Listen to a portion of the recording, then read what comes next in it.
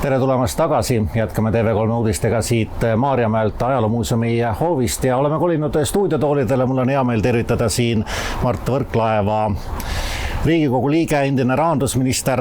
Tere õhtust. Tere õhtust. Praegu veel Reformierakonnas. Ikka Reformierakonnas. No räägitakse, et kõik otsivad endale uut võimalust. 2/3 jääb teist märtsis ilmselt praeguse seisuga töötuks. Olete ka uut kohta otsimas? Olen korduvalt öelnud, et ei plaani kuskile Reformierakonnast lahkuda, et arvan, et Reformierakond on tugev erakond. Annan oma panuse selleks, et hea tulemus tuua ja usun, et minu valijad ehk mind toetavad. No teie jääte ajalukku ikkagi maksutõusude ministrina, midagi ei ole teha. Kas te nüüd tagantjärgi vaadates kahetsete ka mõnda maksutõusu? Maksude osas ma tegin seda, mida peab tegema vastutustundliku rahanduspoliitika nii-öelda juhina, kui sa rahandusminister oled. Ehk et 2016-2020 headel aegadel tõmmati meie riigieelarve ribadeks EKREIKE valitsuse poolt. Siis meil tuli kriisi järel ja tulemused räägivad enda eest. 24-25 riigieelarve defitsiit vähenes, kaitsekulud kasvasid. Ehk et ma arvan, ma tegin seda, mida pidi tegema. No see, et kulud oleksid tuludega kaetud, see on ju juba muinasjutt. Eelarve defitsiit ähvardab tulla ju ka suurem, kui see Euroopa Liidu erandki lubab. Ja ma saan aru, et isegi automaksu ei kahetsa. 150 miljonit täiendavat tulu tuua, tehke järgi või makske kinni, nagu siin ka üks tuntud ettevõtja just ütles, et kulutada oskab igaüks, aga see tuleb maksudega kokku korjata. Ometigi 2023. aasta valimiste Reformierakond ütles, et maksud ei tõuse. Miks peaks Reformierakonda nüüd enne valimisi uskuma? No neid sõnu on Kaja Kallasele omistatud tegelikult mõnevõrra ju vääralt, et ta ei rääkinud valimiste järgsest ajast, ta rääkis antud olukorras, mis oli Riigikogu infotund mingi konkreetse teema. Aga mõte jääb küsimusel ju samaks, et enne valimisi räägitakse üht juttu, pärast valimisi selguvad asjaolud, et tuleb ikka tõsta. Riigi rahanduse keeruline seis oli tol hetkel teada ja tegelikult kaitsekulud on paratamatus, et me võime mängida seda mängu, kus me ütleme või tagantjärgi mõni erakond ütleb, et Reformierakond tegi valesti, et ta tõstis makse selleks, et katta kaitsekulusid. Aga mille eest me neid kaitsekulusid siis katame? Jutt käib miljarditest, teie enda kärpe ettepanek on seal 100 miljoni juures, et miks te selle ettepaneku tegite, sest et 100 miljonit on selline, kõlab suurena, aga kogu nende miljardite juures on see köömes, aga ettepaneku sisse vaadates põhimõtteliselt natukene raamatupidamislikku abrakadabrat, et seal ülekantavate kuludega ja siis te veasite välja oma valitsused ja riigiametnikud. Oli ju aru saada, et sellest nagu suurt asja ei tule.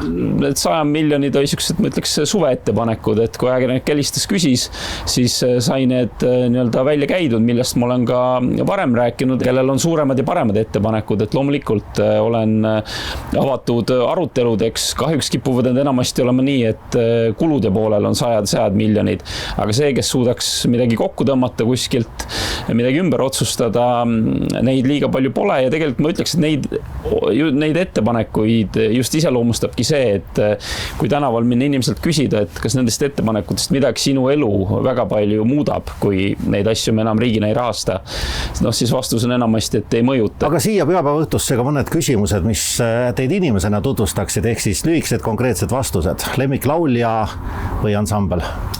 Ma ütleks, et see on ajas muutunud, aga ma just lastega käisin 5- kontserdil ja autos mängib ka 5- päris palju, et ütleks 5- siis. Mis spordiala vaatate telekas kui üldse? Pean tunnistama, et spordi jälgimisel olen suhteliselt halb, et ei jälgigi väga midagi. Iseloomustage ennast ühe sõnaga. Aus.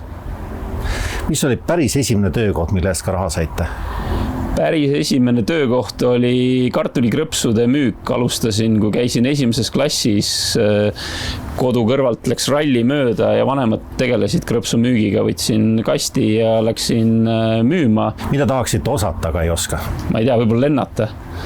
Siis lennukiga või helikopteriga. Sellised unistused. Mida teete, kui närv must ja stress kallal? Mul on õnneks siuke hea omadus, et mul tihti see üle nii-öelda öö ei kesta, et kui ongi siuke must päev, siis magad öö ära ja uus päev on juba oluliselt parem ja tegelikult halvad emotsioonid lahtunud. Viimane sõnum, mis teil telefonis on? Viimane sõnum?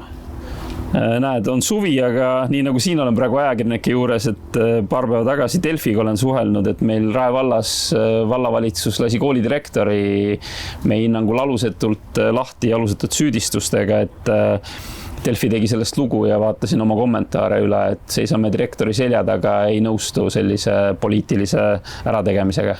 Viimane foto.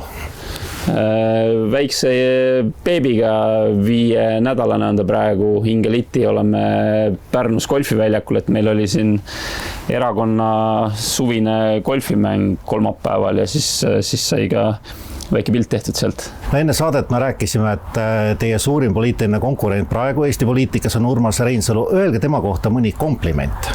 No osav näitleja, Urmas Reinsalu siis. Õhtusöök mis tahes maailma inimesega elus või surnud? Äkki Warren Buffett, et ma olen väikest viisi investeerimishuviline ka, et siis ma arvan, sealt kuuleb üht koma teist, mida kõrva taha panna ja võtta kaasa ja elus on ta ka praegu niimoodi, et peal on võimalik. Aga üks harjumus, millest tahaksite loobuda? Ma ei tea, ma pigem oleks endaga suhteliselt vist rahul, et mul ei tule ühtegi praegu asja, millest kohe niimoodi ütleks, et tahaks kindlasti loobuda või enda juures häiriks. Aga selle positiivse noodiga siis lõpetame selle intervjuu osa. Aitäh teile stuudiosse tulemast ja kes on järgmisel nädalal siin tooli peal, seda siis saate teada meie sotsiaalmeedias jälgides ja pakkudes ka ise teemasid, millest temaga rääkida. Praegu jätkame aga saadet hetke pärast teistel teemadel.